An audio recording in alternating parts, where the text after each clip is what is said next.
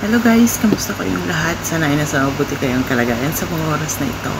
Ayan, pasensya na po kayo guys, hindi tayo nakapag-live ng 2 days na kasi ayun nga, masama yung pakiramdam ko and nagtitake kasi ako ng gamot tapos parang nahihilo ako, mas lalong sumama yung pakiramdam ko sa gamot.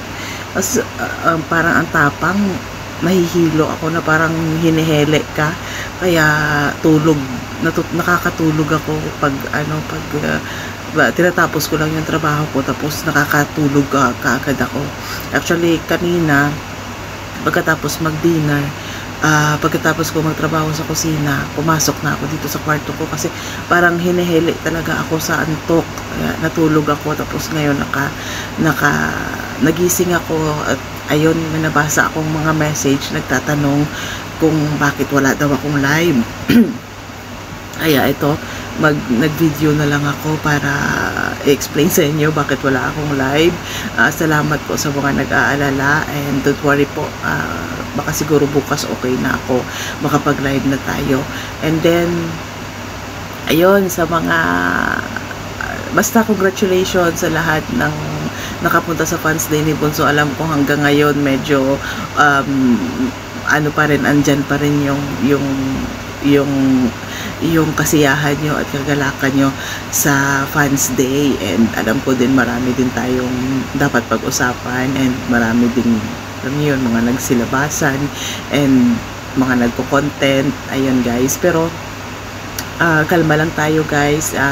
Yun ang isipin natin, yung mga plano at mga blessings na dumarating ngayon kay Bunso, yung mga projects niya, mga upcoming projects niya. Actually kanina nag-my day siya ng taping, makikita nyo sa kanyang sa kanyang story, may story po siya doon. And ayun, yun po yung, doon po tayo mag-focus. Huwag po tayo mag-focus sa mga negative, huwag tayo mag-focus sa mga naninira at mga paulit-ulit na issue, paulit-ulit na kwento, paulit-ulit na galit, di po ba? Focus po tayo kung ano yung meron ngayon kay Bunso, kasi mas yan po yung mas ikakabubuti ng community, di po ba?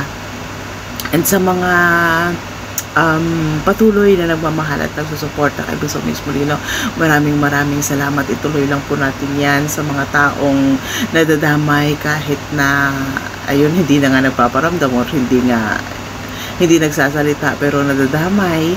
Pero alam niyo yun guys, alam niyo kung ano ang naidulot ng mga dummy account sa laban natin sa ikinalabasan ng Kabunso ngayon. Alam niyo kung ano ang naitulong ng mga dummy account sa atin. So kahit ano pa yung sabihin nila, kahit patunayan pa nila yan, or kahit mag-name drop pa sila kung sino yung mga dummy account, ang tanong dyan, tapos ano naman ngayon, di po ba?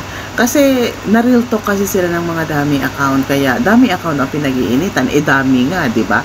Pero yun nga ang nakakaano lang, kasi dummy account nga, pero natalo sila ng dummy account. Dummy account ang nagpalubog sa kanila, dummy account ang alam niyo, naulol sila sa mga dummy account, kaya ngayon mga dummy account na pinag-iinitan. Pero wag na po natin pansinin yun. Hayaan po natin sila magkuda ng magkuda. Ang importante po sa atin ngayon ay nagkakaisa tayo, kahit ko konti lang ang sinasabi nila, na kahit tayo na lang ang natitira dito sa Kabunsuan, nagkakaisa tayo. So yan na lang po yung isipin natin, di po ba? And ayun, lagi po tayo maging inspired sa mga nangyayari, at lalo na sa mga magandang mangyayari sa career ni Bunso Mix Molino. So tama na sa issue, nakakapagod na, wala nang bearing yung mga issue na yan, hindi na rin uubra yan, kasi dito na tayo di ba? Lahat ng gusto nilang sabihin, pwede nilang sabihin, lahat ng gusto nilang ilabas, pwede nilang ilabas. After that, story end, di po ba? After that, tapos na. After that, wala na. But tayo dito sa Kabunso, patuloy tayo, di po ba? Si Mix Molino, patuloy po ang pag-angat or ang pagsa-step up, ang pag-asikaso niya sa karir niya. Patuloy po si Bunso Mix Molino, habang po ang mga taong galit at ang mga taong gustong pabagsakin si Bunso Mix Molino is andyan lang sa likod ni Bunso Mix Molino, nananatili sa laylayan na hindi na nag-step up o hindi umaangat. Ang layo-layo na po nang narating ng ating Bunso Mix Molino kaysa sa kanila. So wag na lang po nating intindihin yan, wag na lang po nating isipin yan. Iwasan po ninyo na ma-stress kayo, wag po kayong manood sa kanila. Di po ba? Kasi may mga nabasa ako sa GC na nagagalit na sila, na-stress sila. Yun lang guys, ang piece of advice ko. Wag po kayong manood para hindi po kayong ma-stress. Kaya ko, wala talaga akong kaalam-alam. Bahala sila dyan. Basta focus tayo. Dito tayo sa content natin, sa pagsuporta at pagmamahal kay Bunso Mix Molino. Wag na po natin silang intindihin kasi titigil din yan, hanggang dyan na lang sila. Kasi yung mga taong mapanira, wala naman talagang mararating yan. Di po ba? Habang si Mix Molino ay patuloy ang pag-aarangkada ng karir, sila paninira pa rin ang inaasikaso at nasa paninira pa rin nag-e-stay. Di po ba? Habang tayo, ang layo-layo na nang narating. Di po ba? So yun lang guys, quick update lang to. Nag-video lang ako para ma-update kayo kasi nag-worry din ako sa mga nagme-message sa akin at nagtatanong kung kamusta ako. Ayun, wag kayong mag-alala guys, nagagamot naman ako, may gamot ako. Kaya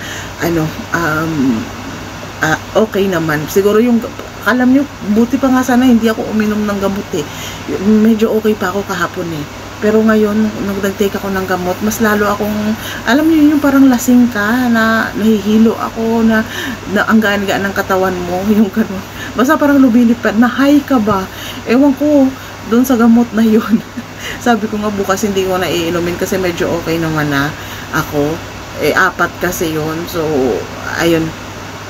But don't worry guys, I'm okay, and napakabait po ng mga amo ko kasi kahit nakakarating pa lang nila galing Spain and nalaman nila na masama ang pakiramdam ko, sinabi nila na after dinner mag-rest ka na, mag-rest ka, matulog ka ng maaga, yung gano'n. Tapos si Lola naman kahapon nung nalaman niya na iba yung boses ko, dinala niya kaagad ako sa clinic, private pa yun ha, dinala niya ako, and then kaninang umaga pagising ko, tinry niya ulit ako ng COVID test, pero negative po. 2 beses na ako mag-COVID test, negative talaga. So basta yung sabi kasi ng doktor, kumain kasi ako ng ramen nung nakaraan, nung nag-live ako, nakita niya yon na kumakain ako ng ramyong, sobrang anghang, doon daw po na-irritate yung lalamunan ko, kaya namaga siya, kaya medyo umiba yung boses ko at masakit lumano kasi nag-swollen talaga siya sa loob. So sore throat daw to.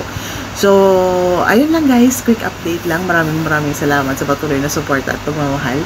Huwag po natin kalimutan ang ating suporta kay Bunso Mix Molino, suportang walang kondisyon at walang iniintay na kapalit. Pawang respeto at pagmamahal lamang. That's all, that's it. This is me, your Tita Gwen, saying life is short, heaven is forever. Stay strong, stay safe, be kind, and be nice to Kabilo Glory. Paalam po.